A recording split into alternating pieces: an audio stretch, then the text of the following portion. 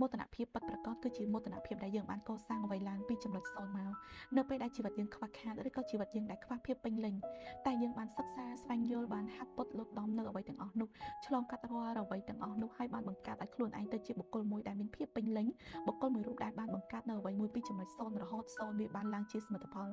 នោះទៅជាមោទនភាពដ៏ពិតប្រាកដហើយអ្វីដែលមានតម្លៃចា៎នៅពេលដែលយើងមានអ្វីគ្រប់យ៉ាងមនុស្សដែលគាត់មានអ្វីគ្រប់យ៉ាងកើតឡើងនៅក្នុងកំណត់ទ្រព្យគាត់មានជីវិតមួយដែលបោបោចាគាត់កំពុងតែស្វែងរកអត្ថន័យជីវិតទៅវិញទេព្រោះគាត់អត់ដឹងថាអត្ថន័យពិតប្រាកដគឺបែបណាចាប្រៀបដូចជាមនុស្សយើងបើសិនជាយើងគ្មានក្រយើងដឹងថាមានបែបណាទេបើយើងគ្មានល្អយើងដឹងថាអាក្រក់បែបណាទេបើយើងអត់មានខុសយើងដឹងថាត្រូវគឺបែបណាទេចាអញ្ចឹងការដែលយើងសិក្សាពីចំណុចខុសដើម្បីតម្រែតម្រង់ទៅរកអ្វីដែលត្រូវ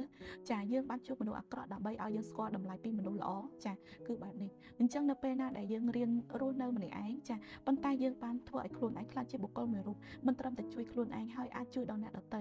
ចានេះគឺទៅជាមោទនភាពហើយនឹងជាតម្លៃរបស់មនុស្ស